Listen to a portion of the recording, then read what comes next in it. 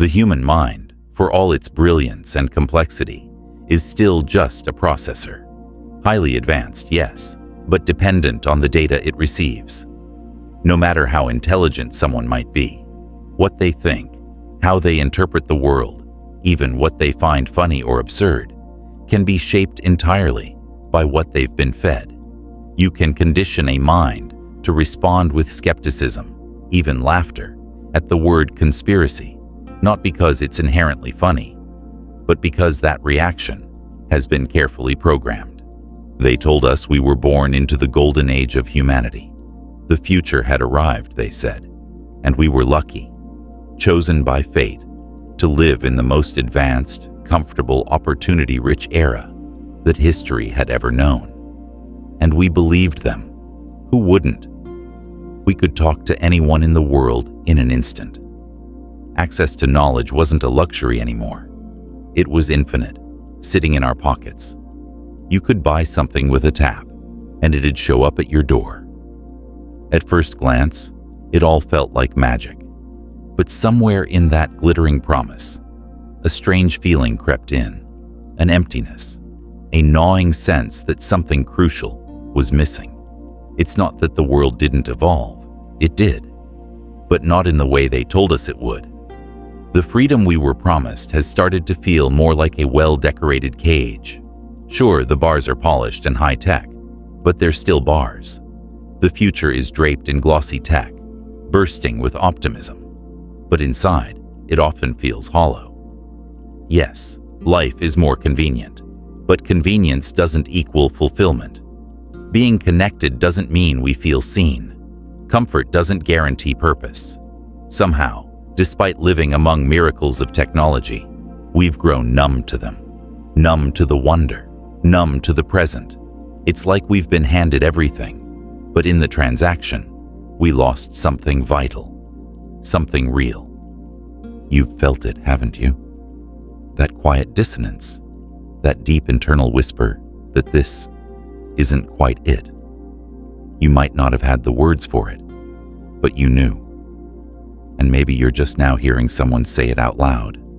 Because what they called progress, it was often just the same old prison with fresh paint, more addictive, more polished, more invasive, but still a prison. And it didn't happen overnight. No, this illusion was carefully built, brick by digital brick, over generations. At first, we were too mesmerized to notice. It was easy to get swept up in the awe. We were the lucky ones after all. The future was unfolding before our eyes. We watched entire industries reinvent themselves. Home computers became personal assistants. We played the first pixelated video games and thought they were magic. That harsh dial-up screech was music to our ears. It meant we were connecting. When the internet arrived, we treated it like a divine gift, a portal to endless knowledge, unrestricted access, a world without boundaries. And so, we trusted. We let them lead us further into this digital dreamscape, every step sold to us as another leap toward liberation. Everything became faster, smarter, cheaper. We stopped waiting. We stopped being bored. We stopped getting lost. There was no more missing out, only missing sleep. Each new gadget was a symbol of advancement. Every upgrade, every shiny new device was a celebration. We lined up around blocks for the latest phones. We marveled at our own reflection in the sleek glass of tablets and laptops. The world, shrunk down into the palm of our hands, felt like the ultimate power. But we never paused to consider what we were trading. We didn't realize we were giving up time, presence, and authenticity in exchange for constant distraction. We mistook convenience for autonomy. We thought we were becoming more free, more empowered. But freedom wrapped in dependency is just another form of control. And somehow, through all this connection, we grew lonelier. We had more voices than ever in our ears, but fewer that truly heard us. Would we have chosen this if we had known where it led? Maybe not. Because this is not true freedom. It's a well-curated illusion of it, a scripted simulation of choice, neatly packaged and algorithmically served. You're the audience and the actor, the puppet and the performer. Your life, before you even understood what life could be, was shaped to serve a purpose. Not one of joy or depth or self-actualization, but one of utility. One that asked, not, "Are you happy?" but "Are you productive?" They said this world was built to uplift you, that it would unlock your dreams. But the reality they buried behind the slogans and screen time was harsher. This world wasn't designed for your fulfillment. It was engineered for your utility, and worse, to make you grateful for being used. Before you had a voice of your own, your path was being laid. In school, you were taught not to question, but to conform. From your earliest days in a classroom, they weren't educating you. They were conditioning you. You weren't taught how to think critically. You were trained to perform on cue. Success wasn't about truth, wonder, or creativity. It was about fitting in, getting the grades, earning the gold stars, smiling for approval. Every time you bit your tongue and stayed in line, they called it maturity. They gave you a script and called it a future. And you, like so many, followed it. Graduate, get the degree, land the job, buy the house, fill the cart, post the photos, smile, be successful. And for a while, it did feel like progress. You did everything right. And yet, something was off. Because deep down, you remembered. You remembered what life felt like before it was monetized and optimized, before your worth was tied to output. Back when one job was enough to live, not to thrive, but to simply live. When one house, one car, and a bit of leftover time meant you could enjoy dinner, breathe, and just be. Now, we're working longer, harder, often holding down 2 or 3 jobs, just to chase a cost of living that never seems to slow down. And the very things we once owned, they now own us. We no longer eat dinner together. We eat near each other, distracted with the TV or our phones as the main company. We don't talk. We scroll in silence. Celebrations have turned into content. Weddings are photo shoots. Christmas is debt. Aging is a disease that needs to be fixed instead of embraced. The genuine beauty of life has been packaged, edited, and sold back to us with a markup.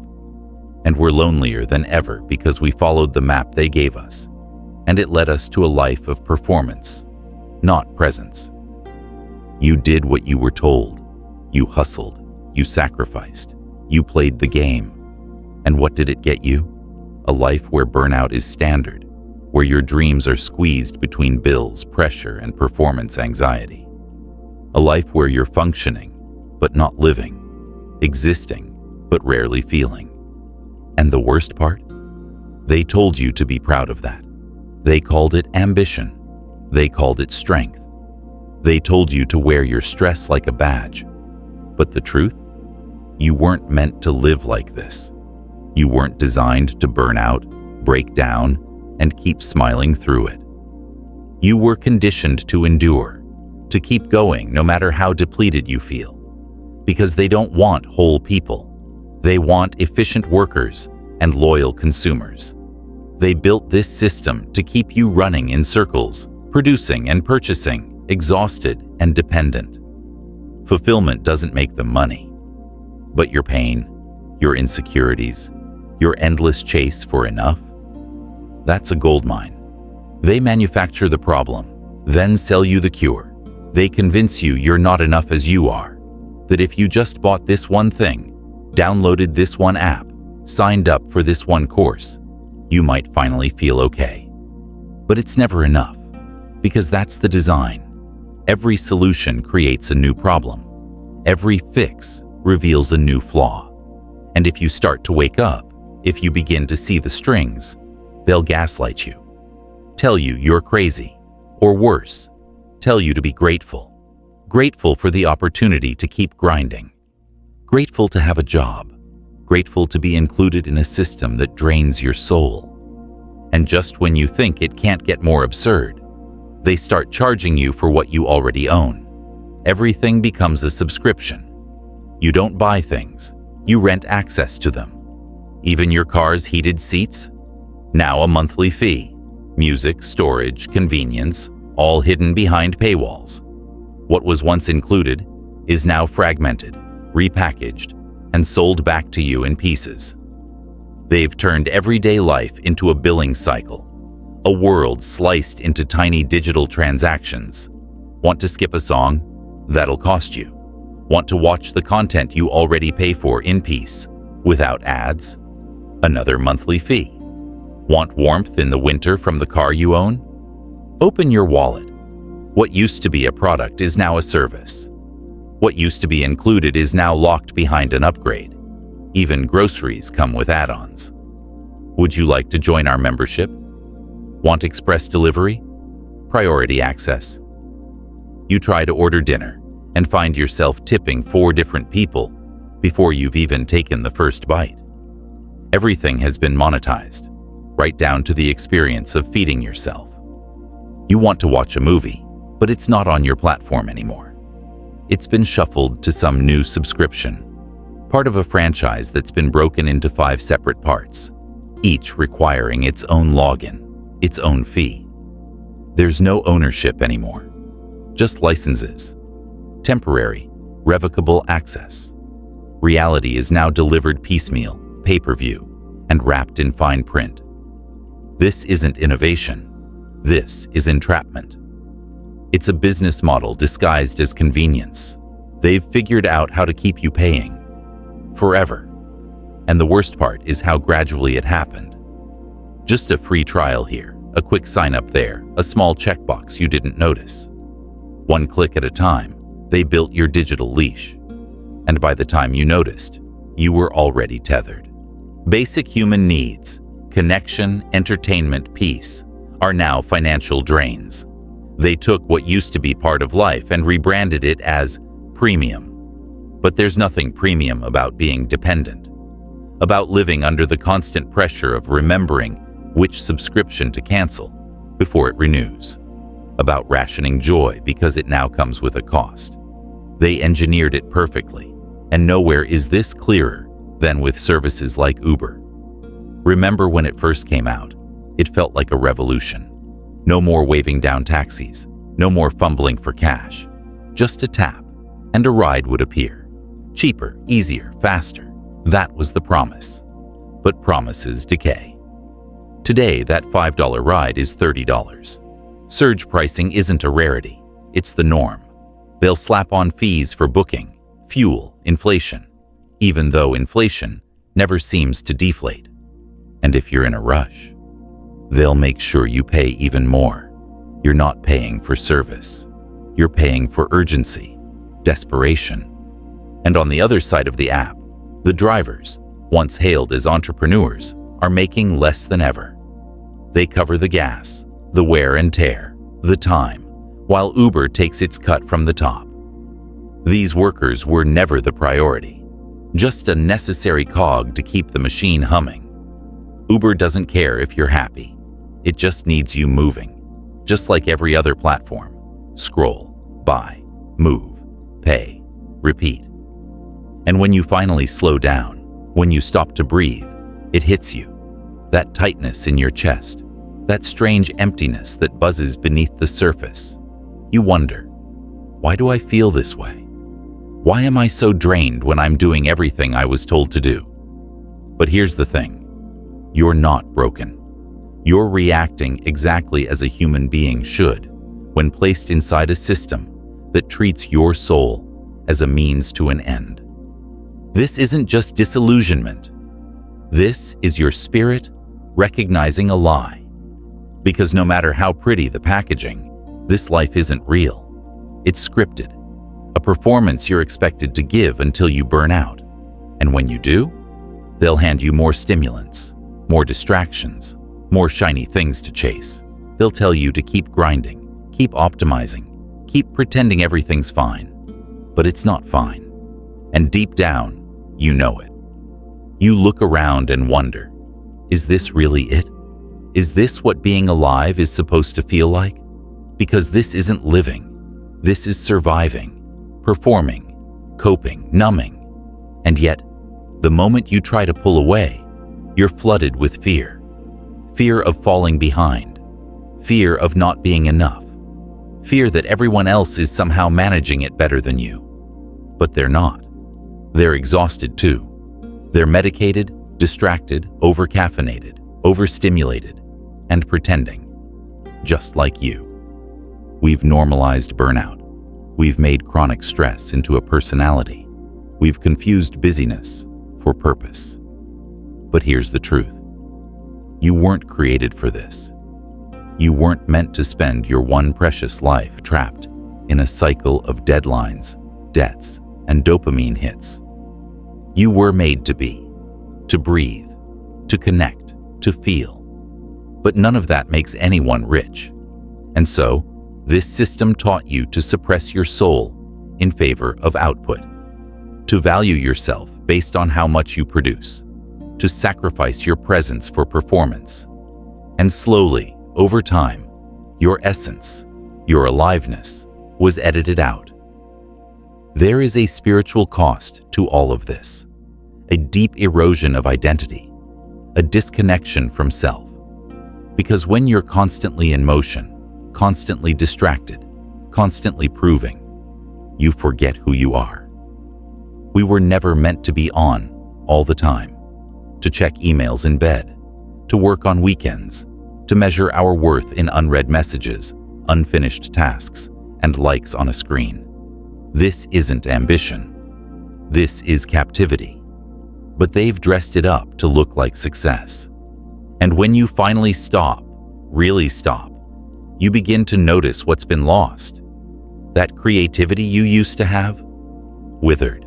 That joy you used to feel, muted. That sense of wonder, buried.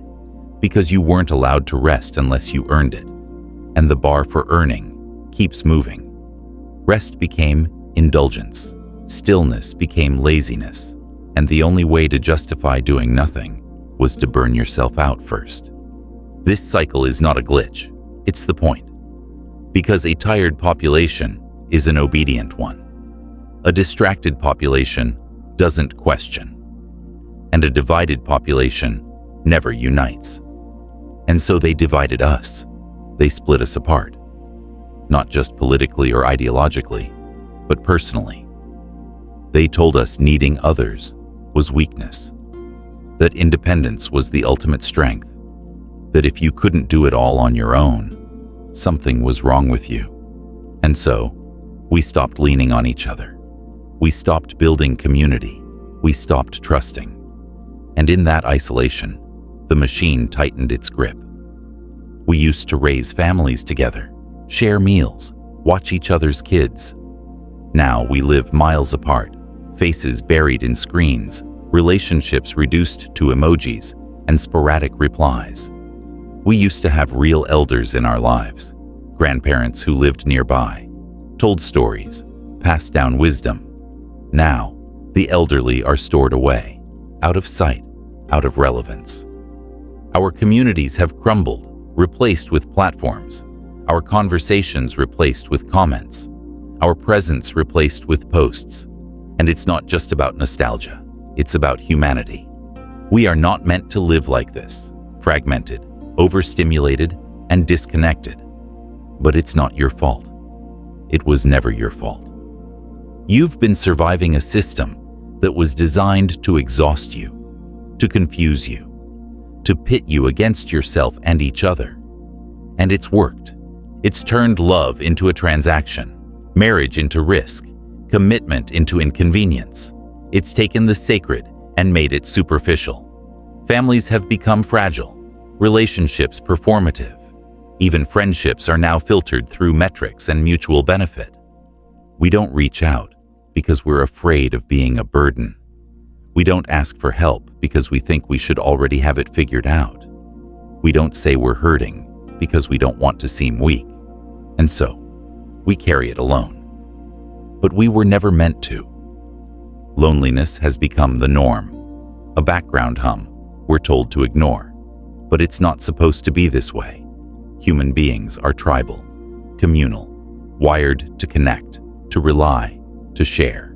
And when we're forced to navigate this life alone, it breaks something inside us. And yet, the system rewards that, because lonely people are easier to manipulate, easier to sell to, easier to keep in line. A person who belongs doesn't need to buy their worth. A person who feels seen doesn't crave attention. A person who is held doesn't need validation from strangers. So of course they broke the village. Of course they replaced real connection with digital facsimiles. Because real love, real community, it's not profitable. It's slow. It's inefficient. It requires presence, vulnerability, time. The machine can't monetize that. So they gaslight us into believing that our emptiness is personal, that we're not trying hard enough, that we need another self-help book, another routine, another upgrade to finally feel okay. But it's a lie. You are not broken. The world is. And if you feel that ache, the quiet sadness, the longing, the confusion, that means you're still alive. That means you haven't gone completely numb. That means you're one of the ones who can still wake up. And once you see the trap, once you truly see it, it starts to lose its power. You don't need to burn down the system in a day. You don't need to have all the answers. You just need to reclaim your presence, reclaim your attention, reclaim your soul. Because that's where real power begins. They told us we were free, that we had choices. But every so-called option was already pre-approved, packaged, and placed on a shelf for us to pick from. You could choose your job, but not whether you had to sell your time just to survive. You could pick a phone, but not whether that phone would watch you, track you, listen to your life like a silent observer in your pocket. You could vote, but never for anything that would truly shake the system. They called it freedom. But what they handed us was a curated buffet of consumerism. 30 brands of toothpaste, thousands of strangers to scroll through, shopping malls with no clocks, timelines with no end. This wasn't freedom, it was sedation. An anesthetized version of liberty, where the cage was invisible, and the chains came with a return policy. We've been given distractions in place of depth, consumption in place of connection, and every step of the way, they've called it progress. But what is progress really, if it separates you from your own humanity? We used to work so we could live. Now we live so we can work. It's a reversal so slow, so subtle, that we barely noticed it happening. They redefined dignity as productivity. They dressed exhaustion up as achievement, and we went along with it. Not because we're weak, but because this system is relentless. It wears you down. One email at a time, one deadline at a time, one unspoken expectation at a time. We now wear our busyness like armor. How are you? Busy. That's the default, not joyful, not grounded, just busy. And that's supposed to mean we're doing well. But what if it's actually a sign we're drowning? The truth is, we've been led to believe that being constantly overwhelmed is just a normal part of adulthood. That if you're not running on fumes, you're not really trying. But this isn't responsibility, it's erosion, the slow removal of presence, peace, and perspective. Work used to end. There was a boundary, a line. When you clocked out, you were done. You came home. You were present. You were with your family, with your thoughts, with your life. Now, work follows you. It lives in your pocket. It pings you during dinner, whispers to you while you try to sleep. The boundary is gone. The off switch has vanished. You don't finish work. You bleed into it. And when you try to rest, there's guilt. When you unplug, there's FOMO. Because somewhere along the way, we were convinced that every moment has to be optimized, that rest is laziness, that silence is unproductive, That stillness is for the weak. But real strength? It's in knowing when to stop. It's in reclaiming time, not just managing it. It's in remembering that you're not a machine. And that's the dangerous truth. They've treated you like one. A worker, a number, an input, a variable in an economic equation. But you were never meant to be optimized. You were meant to be alive. Generations before us had hard lives, but they were lives. There was slowness, there was space, there was presence. They worked, yes. But when the workday ended, it ended. No midnight Slack messages, no quick check-ins on vacation, no working lunches where the food goes cold while you chase deliverables. They lived in analog. They lived in real time. Their Sundays weren't for catching up on emails. They were for faith, family, and rest. Vacations weren't remote work in disguise. They were for joy, restoration, laughter, no laptops, no Wi-Fi, just life. But today we don't stop. We don't pause. We don't even know how. We're so used to being on that off feels like failure. And in that constant output, something sacred has been lost. You. Your essence. Your spark. The part of you that doesn't need to prove anything to anyone. The part that is worthy simply because it exists. But how could you hold on to that in a world designed to take it from you? This machine doesn't want you whole. It wants you compliant. It wants you drained, but functional. Enough energy to work, but not enough to question. Enough motivation to shop, but not enough awareness to realize you're being sold a version of yourself that's hollow. And when that truth gets too loud, when the ache becomes unbearable, the machine offers a cure. Buy this. Try this. Fix yourself.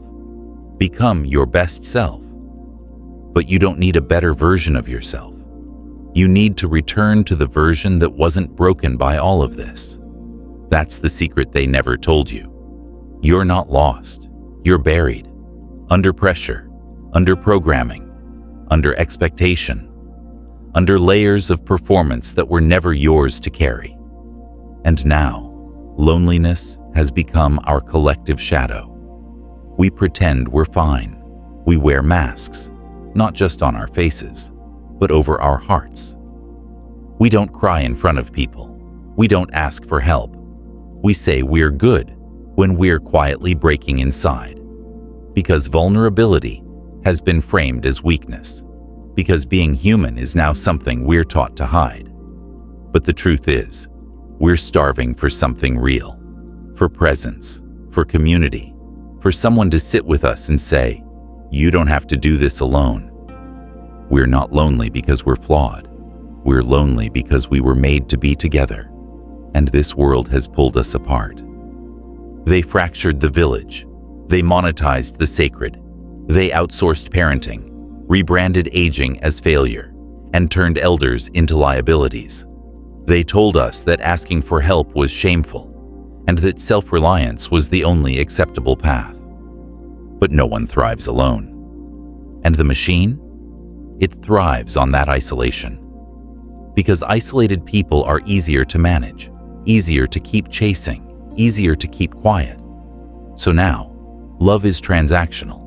Friendships are filtered through schedules and screens. Relationships are measured in likes, not depth. And everyone feels like they're the only one struggling. But you're not. You're just one of the few still awake. The ache you feel, it's your soul refusing to be silenced. It's the echo of who you really are, banging on the walls of the cage, trying to remind you that you were born for something more than this. You were made for meaning, for connection, for peace, not endless productivity, not optimized burnout, not this artificial game of status and comparison. And that's the part of you they couldn't erase. So now what? You don't need a 30-day plan. You don't need to delete your life and start over. You need to remember what's true, that you are not your job. You are not your bank account. You are not your productivity, your performance, your social metrics. You are not a brand. You are a soul having a human experience. And that experience is messy. It's beautiful. It's real. It can't be monetized, optimized, or squeezed into a 5-year plan. Freedom doesn't live in the future. It lives in now. Not when you retire. Not when you have more money. Not when you've finally healed or finally made it. It lives in this moment, this breath, this decision. You don't need permission to start living. You just need to stop waiting. So cook the good meal, even if you're alone. Wear the outfit you're saving for someday. Dance in your kitchen. Call someone and tell them you love them. Laugh too loud. Cry when it hurts. Speak your truth. Because this life is not a dress rehearsal. And if you've been waiting for a sign, this is it. Start giving yourself the things you've been waiting for others to give you. Speak your name with kindness. Talk to yourself the way you would speak to a scared child, with gentleness, with patience, with love. You are not behind. You are not broken. You are exactly where you need to be to wake up. Say it out loud if you feel it. Now I see. Because when enough of us start to see, the illusion begins to crumble. The spell breaks, the machine stutters, and the human spirit, the part they tried to program, suppress, and sell, begins to rise. Not everyone is ready, and that's okay. But if you're hearing this, and something inside you is lighting up, even just a flicker, you're one of us. And now, the journey begins. This wasn't just another video, another piece of content to consume and forget. This was a key, one of many. And the more you use it, the more doors you'll find. This system depends on your silence, your confusion, your isolation. So share this. Find the others. Speak the truth. Reclaim your mind, your presence, your power. Because we're not going back to sleep. This is just the beginning.